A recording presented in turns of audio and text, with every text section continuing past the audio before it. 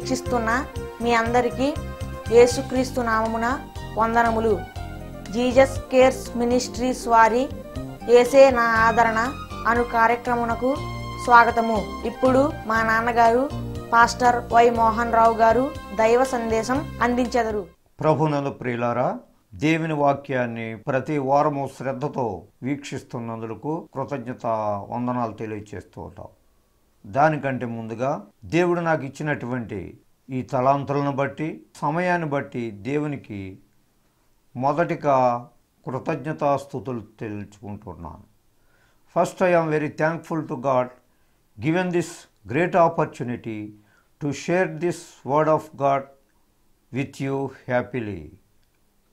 ప్రభునందు ప్రియులారా, వాక్యాన్ని చదువుకునే ముందు చిన్న ప్రార్థన చేసుకుందాం. అందరూ తలలు వంచి కళ్ళు మూసుకొనవలసిందిగా కోరుచున్నాను. ప్రేమ కలిగిన మా తండ్రి, కృప కలిగిన మా యేసయ్య, మీ పరిశుద్ధమైన పాదములకు స్తుతులు స్తోత్రములు చెల్లించుకుంటున్నాం ప్రభువా.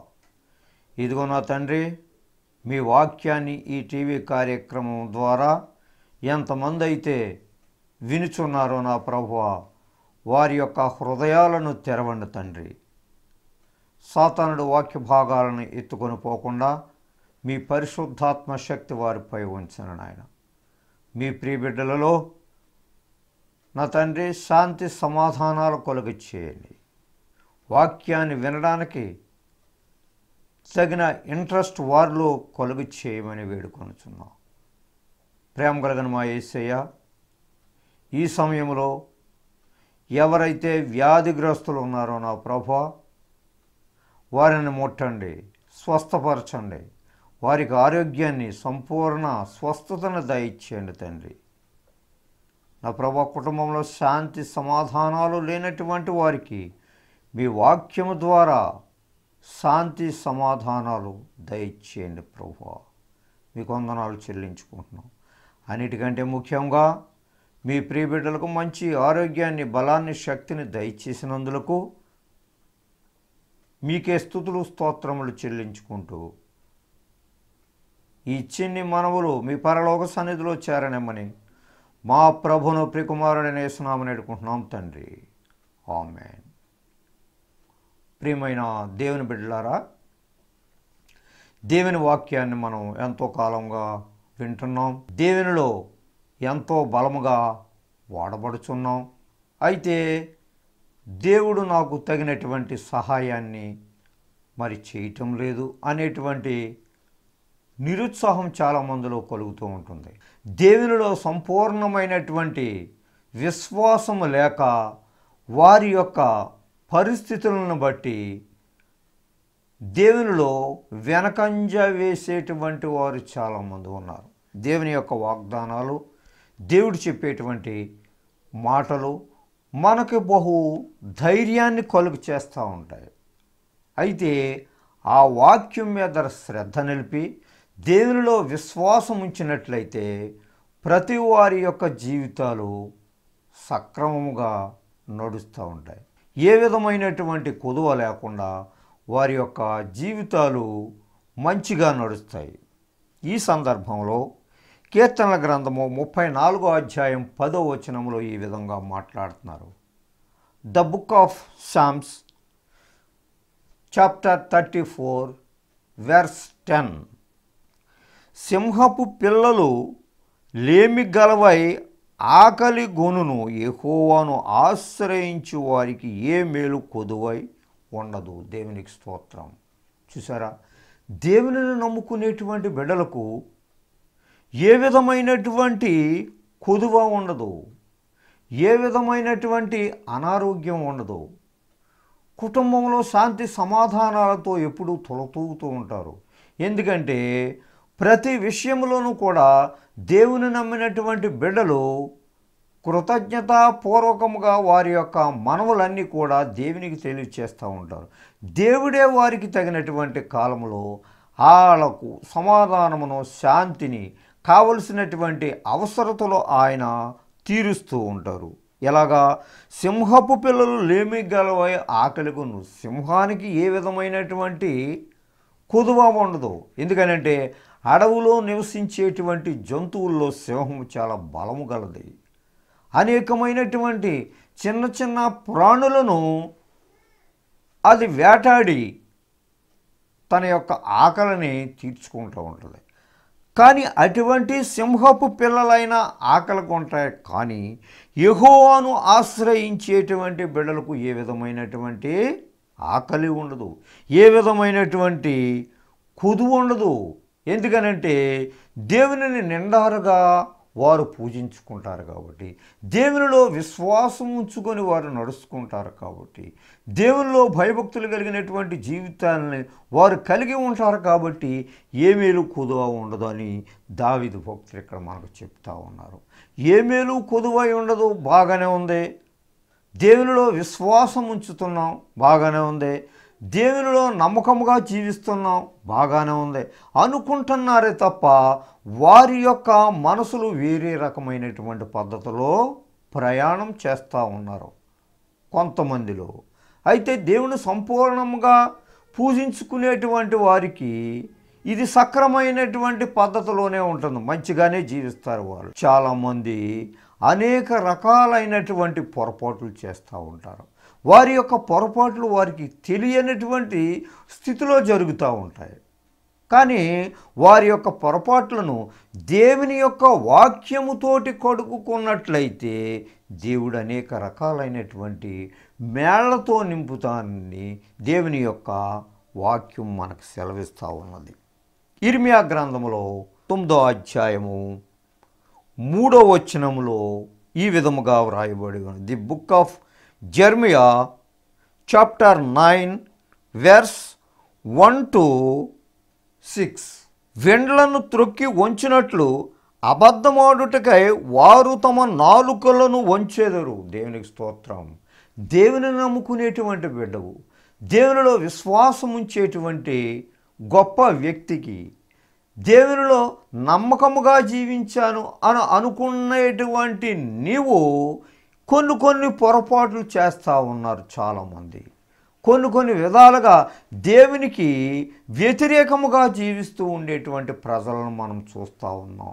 ఒకవేళ క్రైస్తవుడు అయినప్పటికీ, సంఘ పెద్ద అయినప్పటికీ, దైవజనుడు అయినప్పటికీ కూడా దేవుని యొక్క వాక్యాలని మనం విరివిగా వివరిస్తూ, దేవుని యొక్క వాక్యాన్ని బోధిస్తూ, సంఘ పెద్దగా పరిగణింపబడుతూ నీలో కొన్ని అవలక్షణాలను ఇక్కడ తేట తెల్లముగా దేవుడు కనపరుస్తూ ఉన్నారు.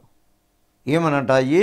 వెండ్లను తొక్కి వంచినట్లు అబద్ధమాడుటకై వారు తమ నాలుకలను వంచుదురు. చూసారా, నాలుకలను వంచుదురు అని అంటే నీలో ఉండేటువంటి బలహీనతలను బట్టి నీవు చెయ్యరానటువంటి పనులను చేసి నిందారహితుడివై నీవు ఉన్నప్పటికీ కూడా కొన్ని సందర్భాల్లో నీవు మోయలేనటువంటి మాటలను మోస్తావు. ఆ పరిస్థితుల్లో నువ్వేం చేస్తున్నావంటే అనేక రకాలైనటువంటి అబద్ధాలతో నీ జీవితాన్ని ముందుకు తీసుకెళ్తున్నావు. గొప్ప దైవజనుడివే, గొప్ప సంఘ పెద్దవే అయినప్పటికీ కూడా నువ్వేం చేస్తున్నావనంటే వెండ్లను త్రొక్కున్నట్లు అబద్ధమాడుటకై నువ్వు అబద్ధం ఆడుతున్నావనంటే అది గొప్పగా, అంటే దాన్ని తూచా తప్పకుండా పటిష్టంగా అది నిజమని నువ్వు వాదిస్తూ ఉన్నావు. దేనిని? అబద్ధానని నిజముగా వాదిస్తున్నావు. వెండ్లను త్రొక్కున్నట్లు, వెండ్లనంటే ఒక బాణాన్ని వేయాలని అంటే ముందు స్ట్రైట్గా ఉండేటువంటి ఆ బద్దను గట్టిగా వంచితేనే కానీ ఆ బాణం వేయటానికి ఆ మనుషునికి కుదరదు. నీ నాలుకను కూడా ఆ విధముగానే మలుచుకుంటున్నావు, వంచుతున్నావు. అంటే లేని విషయాన్ని నువ్వేం చేస్తున్నావంటే ఉన్నట్లుగా క్రియేట్ చేస్తున్నావు. నువ్వు సంఘ పెద్దవు, నీకు అన్నీ తెలిసినటువంటి వ్యక్తివి అని నీవు చెప్తున్నావు. కానీ నీవు బలవంతముగా అబద్ధాలాడి అనేక రకాలైనటువంటి మనుష్యులను వంచి వారి యొక్క మనసులను బాధ పెట్టేటువంటి పరిస్థితుల్లో నీవు కనబడతా ఉన్నావు. వారు నాలుకలను వంచుదురు, లేనటువంటి దానిని ఉన్నట్లుగా వంచి ఎక్కడో ఉండేటువంటి వారికి నీవేం చేస్తున్నావంటే నిజమైనటువంటి పరిస్థితి ఇది అని చెప్తున్న అబద్ధాన్ని. కాబట్టి దేవుని దృష్టిలో నీవు చాలా నీచుడుగా కనపడతా ఉన్నావు. కానీ దేవుడు చెప్పేటువంటి మాటలని నీవు వ్యతిరేకిస్తున్నావు. ఎలాగా? సింహపు పిల్లలు లేమి గలవై ఆకలు కొనును, అయినప్పటికీ యెహోవాను ఆశ్రయించేటువంటి వారికి ఏ మేలు కొదువై ఉండదు. దేవుని యొక్క గొప్పతనాన్ని నీవు తెలుసుండి కూడా నీవేం చేస్తున్నావు? దేవుని యొక్క మాటలను ప్రక్కన పెట్టి నీ యొక్క యథార్థమైనటువంటి బాటలో, అంటే అది నీ యథార్థమని నీవు అనుకుంటున్నావు, కానీ అది ఎప్పటికీ కూడా వంకర త్రోవనే, ముండ్ల త్రోవలో నీవు నడుస్తూ ఉన్నావు. దేశంలో తమకున్న బలమును నమ్మకముగా ఉపయోగపరచరు. నీ యొక్క బలాన్ని నమ్మకముగా ఉపయోగించవు. నీవు దేవునిలో నీ యొక్క బలాన్ని నమ్మకముగా వాడబడకుండా చేసుకుంటున్నావు. దేవునిలో నీ యొక్క ఔన్నత్యాన్ని తక్కువగా చేసుకుంటున్నావు.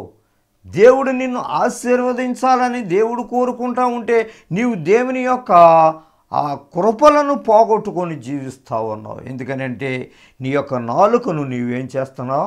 వంక్ర మార్గంలో తిప్పుకుంటున్నావు. నీవు భక్తుడుగా చలామణి అవుతున్నావు. దేవుని బిడ్డలారా, దేవునిలో నీవు చాలా పొరపాటుగా నడుస్తున్నావు. ప్రార్థనకు వచ్చేటువంటి వారిని నీవు రానివ్వకుండా చేస్తున్నావు. నీ యొక్క ప్రార్థనే నిజమైనటువంటిదిగా చెప్తున్నావు, కానీ నీలో ఏ విధమైనటువంటి భక్తి లేదు, నీలో ఏ విధమైనటువంటి యథార్థత లేదు.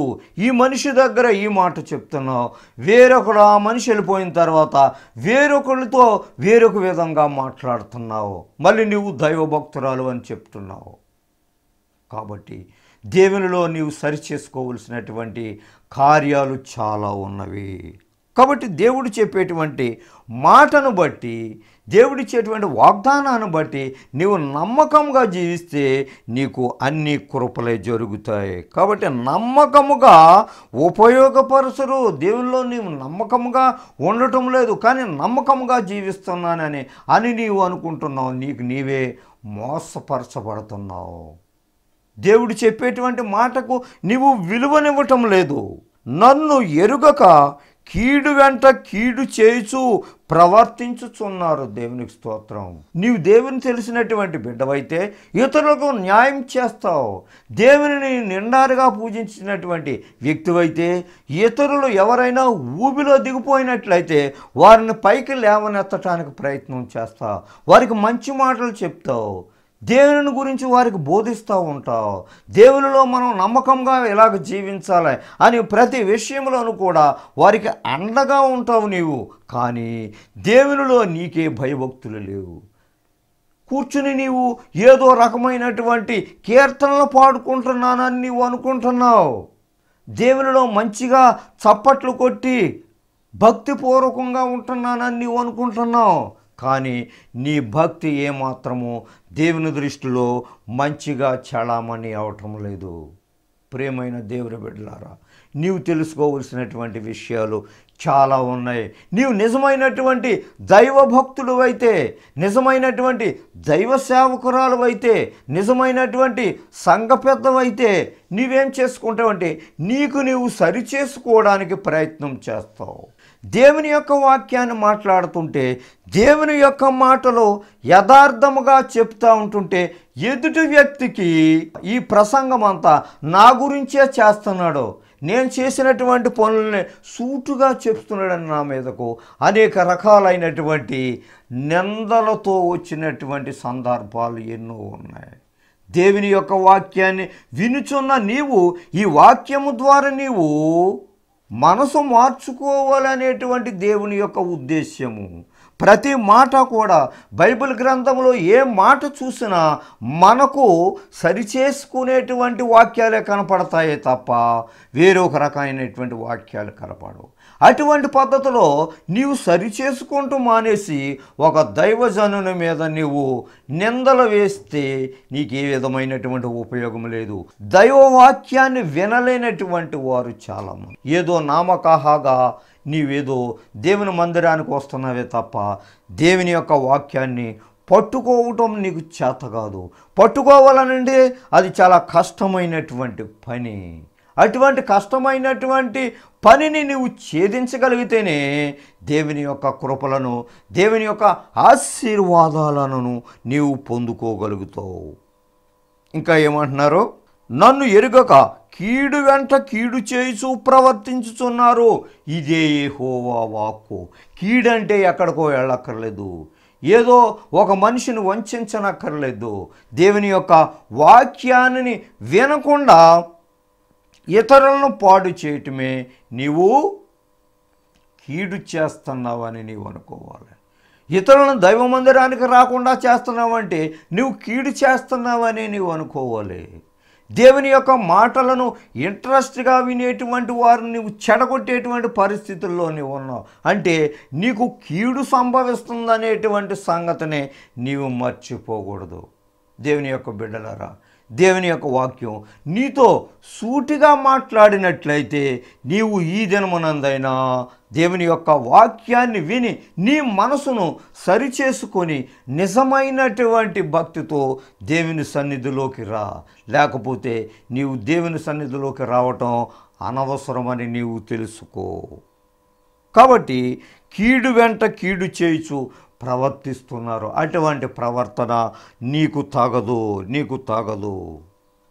కానీ ఈ వాక్యాన్ని నీవు వింటున్నా నీవు నాకు అదే నమ్మకం కలుగుతుంది, ఆ కీడు వెంట కీడు చేస్తేనే నా మనసు తృప్తిగా ఉంటుంది అని అనుకుంటున్నావు. కానీ బైబిల్ గ్రంథానికి నీవు విలువని, దేవుని యొక్క వాక్యానికి నీ విలువని, దేవుని యొక్క వాక్యాన్ని నీవు గౌరవించు. అలా గౌరవించినట్లయితే నీ కుటుంబంలో అంతా మేలే జరుగుతుంది. మీలో ప్రతివాడు తన పొరుగు వారిని విషయమై జాగ్రత్తగా ఉండవలేను. నీ యొక్క మనసు ఎప్పుడు కూడా దేవునిలో నిమగ్నమై ఉంటే దేవుడు నీకు అనేక రకాలైనటువంటి మేళ్ళు అద్భుతాలతో నింపుతారు. కీర్తన గ్రంథం 103 అధ్యాయము 5వ వచనములో ఈ విధంగా వ్రాయబడి ఉన్నది. The book of Psalms chapter 103 verse 5. పక్షిరాజు యవనము వలె నీ యవనము క్రొత్తదగుచుండునట్లు మేలుతో నీ హృదయమును తృప్తిపరచుచున్నాడు. దేవునికి స్తోత్రం. నువ్వు దేవునిలో ఉన్నట్లయితే, దేవునిలో మంచిగా నీవు జీవించినట్లయితే, దేవునిలో నీ యొక్క హృదయాన్ని దేవుని యొక్క వాక్యం ద్వారా కడుగుకొని ఏ విధమైనటువంటి కల్మషము లేకుండా నీవు నివసించినట్లయితే ఏం చెప్తున్నారు ఇక్కడ? పక్షిరాజు యవ్వనము వలె నీ యవ్వనము కొత్తదగునట్లు నీవు నివసిస్తూ ఉంటావు. దేవునిలో ఉన్నప్పుడు, నీవు దేవునిలో నిండారుగా జీవించినప్పుడు, ఏ విధమైనటువంటి కల్మషము లేకుండా, ఏ విధమైనటువంటి కుట్ర నీలో లేకుండా ఉన్నప్పుడు పక్షిరాజు యవ్వనము వలె నీ యవ్వనము క్రొత్తదగునట్లు ఎప్పుడు నువ్వు క్రొత్తగానే కనపడతావు. నీ యొక్క ముఖము ఎప్పుడు కూడా తళతళలాడుతూ కనపడుతుంది. స్ప్లెండెడ్ ఫేస్ అంటే ప్రకాశవంతమైనటువంటి ముఖము నీకు తయారవుతుంది. ఎందుకంటే దేవునిలో నీవు ఉంటున్నావు కాబట్టి, దేవునిలో నిండారుగా నీవు జీవిస్తున్నావంటే, భయభక్తులు కలిగినటువంటి జీవితాన్ని నీవు జీవిస్తున్నావు కాబట్టి దేవుడేం చెప్తున్నాడని అంటే పక్షిరాజు యవ్వనంలో నీ హృదయం ఎప్పుడు ఉంటుంది, నీవు అలా కనబడతావు. అంతేకాదు మేలుతో నీ హృదయమును తృప్తిపరచుచున్నాడు. నీకు ఏ విధమైనటువంటి మేళ్ళు కావాలన్నా, ఏ విధమైనటువంటి ఆశీర్వాదాలు కావాలన్నా, కుటుంబంలో శాంతి సమాధానాలతోటి నీవు ఉండాలని అంటే దేవుని యొక్క వాక్యాన్ని నీవు నిండారుగా గ్రహించు. దేవునిలో నిజమైనటువంటి మనస్సుతోటి నీవు జీవించు. అలా జీవించినట్లయితే నీకు అంతా మేలే జరుగుతుంది. అలాగ ఉన్నట్లయితే దేవుడు నీకు అనేక రకాలైనటువంటి తలాంతులను ఇవ్వబోతున్నారు. అంతే ఈ తలాంతులను నువ్వు పాడు చేసుకుంటున్నావని అంటే నీలో దేవునిలో భయభక్తులు లేకుండా జీవిస్తున్నావు. భయభక్తులు కలిగినటువంటి వాడుగా నువ్వు యాక్ట్ చేస్తూ ఉంటున్నావు తప్ప నిజమైనటువంటి మనసు లేదు. ఇంకో మాట చెప్తున్నారు, సత్యమును పలుకగా ప్రతివాడును తన పొనుగువానిని వంచుచు. సత్యం అసలే లేదు. మంచి పని ఒక రకంగా జరుగుతుంటే దానిని నువ్వేం చేస్తున్నావు? వేరొక రకంగా చెప్తున్నావు. సత్యాన్ని పలకక ఏం చేస్తున్నావు? వేరేగా మాట్లాడుతున్నావు, వేరొకరిని నిందిస్తున్నావు. కాబట్టి కొండెములు చెప్పుటకై తిరుగులాడుచున్నావు. ప్రతి వారి మీద కొండాలు చెప్తున్నావు, లేనిపోని మాటలు చెప్తున్నావు. ఈ మాట ఇక్కడ చెప్పి తర్వాత ఇంకో మాట చెప్తున్నావు. కాబట్టి నిన్నేమంటున్నారంటే తన సహోదరుని కొంప ముంచును. ఇటువంటి కొండాలు చెప్పేటువంటి వ్యక్తి ఎప్పుడు కూడా ఇతరుల యొక్క కొంపలను ముంచేస్తాడో, ఇతరుల యొక్క కాపరాలని ఆర్పేస్తాడో, ఇతరులకు లేనిపోని మాటలు చెప్పి మంచివారిని నువ్వేం చేస్తున్నావంటే చెడ్డవారుగా మలుస్తున్నావు. అది ఇక్కడ దేవుడు చెప్పేటువంటి మాట. మంచి మనసు కలిగినటువంటి వ్యక్తులను నువ్వు చెడ్డవారిగా పరిగణిస్తున్నావు. నీ యొక్క వక్రమైనటువంటి మార్గంలో నడిపిస్తున్నావు. ఎందుకంటే నీవు వక్ర బుద్ధి గలవాడవు గనక. కానీ దేవుడు నీ యొక్క హృదయాన్ని ఎరుగును. మనుష్యులు పైరూపమును లక్ష్య పెట్టుదురు కానీ దేవుడు అంతరంగములను ఎరిగినటువంటి దేవుడు. నీకు పైరూపం కావాలా? మనుషులు పైరూపాన్ని లక్ష్య పెట్టే విధంగా ఉంటావా? దేవునిలో నీ యొక్క నిబ్రమైనటువంటి మనసు, శుభ్రమైనటువంటి మనసు, మంచి మనసు దేవుడు చూసేలాగా నువ్వు ప్రవర్తించుకుంటావా? ఈ రెండిట్లో నీకు ఏది కావాలో అది నీవు తెలుసుకో. సత్యము పలకక ప్రతివాడును తన పొరుగువారిని వంచును, అబద్ధములాడుట తమ నాలుకకు అభ్యాసము చేయుచున్నారు. అబద్ధం ఆడటానికి వారి యొక్క నాలుకలను ఏం చేస్తున్నారంట? అభ్యాసం చేయుచున్నారు. అభ్యాసం చేయుచున్నారంటే నేర్పుతున్నారు. ఈ విధంగా వంకరగా మాట్లాడాలి. ఫలానా సమయంలో మంచిగా జరుగుతూ ఉన్నదాన్ని నువ్వేం చేయాలంటే వంకరగా మాట్లాడాలి. ఈ వంకర బుద్ధి నీకు కావాలి. ఈ వంకర బుద్ధిని నీవు ఇతరులకు నేర్పిస్తూ ఉన్నావు. కానీ అది దేవుని దృష్టిలో నీకు చాలా శాపంగా మారుతుంది. ఎందుకనంటే ఇతరులను, నమ్మకమైనటువంటి వారిని వంకరగా నువ్వు మారుస్తున్నావు. నీలో ఉండేటువంటి గొప్పతనం అది. దేవునిలో ఇంకా విశ్వాసం కలిగినటువంటి వారుగా నీవు తయారు చేయాలి తప్ప విశ్వాసము కలిగినటువంటి వ్యక్తులను నీవు చెడగొట్టి నీ వంకర మార్గంలో నీవు నడిపిస్తున్నావు. అలా నడిపించటం ద్వారా దేవుని దృష్టిలో నీవు శాపగ్రస్తురాలుగా కనపడుతున్నావు. ప్రియమైన దేవుని బిడ్డలారా, దేవుని వాక్యాన్ని వినుచున్న నీవు నీ యొక్క మనసును ఈ రోజు నుంచి అయినా మార్చుకో. దేవుడు చెప్పేటువంటి మాటలకు గౌరవాన్ని ఇచ్చేటువంటి వారుగా నీవు ఉండాలి. యేసు ప్రభు నా కొరకు మరణించారు. యేసు ప్రభు వారు చెప్పినటువంటి మాటలు ఇంత ఘనముగా ఉంటాయా అనేటువంటి సత్యాన్ని నీవు గ్రహించి దేవునిలో నిజమైనటువంటి భయభక్తులు కలిగేటువంటి వ్యక్తిగా నీవు తయారైతే దేవుడు నీ యందు హర్షిస్తాడు. అనేకమైనటువంటి మేళ్ళుతో నింపుతాడు. ఆయన రాజ్యాన్ని వారసులుగా తయారు చేస్తాడు. అటువంటి కృప దేవుడు మనందరికీ దయచేయునుగాక. రోమేలకు రాసిన పత్రిక 12వ అధ్యాయము 3వ వచనం నుంచి 10వ వచనం వరకు ఇలా రాయబడి ఉన్నది. తన్ను తాను ఎంచుకొన తగిన దానికంటే ఎక్కువగా ఎంచుకొనక దేవుడు ఒక్కొక్కనికి విభజించి ఇచ్చిన విశ్వాస పరిమాణ ప్రకారము తాను స్వస్థ బుద్ధి గలవాడొకటకై తగిన రీతిగా తన్ను ఎంచుకొనవలనని నాకు అనుగ్రహింపబడిన కృపను బట్టి మీలోనున్న ప్రతివానితోనూ చెప్పుచున్నాను. ఒక్క శరీరములో మనకు అనేక అవయవములుండినను ఈ అవయవములన్నింటికీ ఒక్కటే పని ఎలాగూ ఉండదో అలాగే అనేకులమైన మనము క్రీస్తులో ఒక్క శరీరముగా ఉండి ఒకనికొకరము ప్రత్యేకముగా అవయవములమై ఉన్నాము. మనకు అనుగ్రహింపబడిన కృప చొప్పున వేర్వేరు కృపావరములు కలిగిన వారమై ఉన్నాము గనుక ప్రవచన వరమైతే విశ్వాస పరిమాణము చొప్పున ప్రవచింతము, పరిచర్య అయితే పరిచర్యలోను, బోధించువాడైతే బోధించుటలోను, హెచ్చరించువాడైతే హెచ్చరించుటలోను పని కలిగి ఉందుము. పంచిపెట్టువాడు శుద్ధ మనసుతోనూ, పై విచారణ చేయువాడు జాగ్రత్తతోనూ, కరుణించువాడు సంతోషముతోనూ పని జరిగింపవలెను. మీ ప్రేమ నిష్కపటమైనదై ఉండవలెను. చెడ్డదానిని అసహించుకొని మంచిదానిని హత్తుకొని ఉండుడి. చిన్న ప్రార్థన చేసుకుందాం. దేవుని బిడ్డలారా అందరూ కన్నులు మూసుకొని తలలో ఉంచవలసిందిగా కూర్చున్నాం.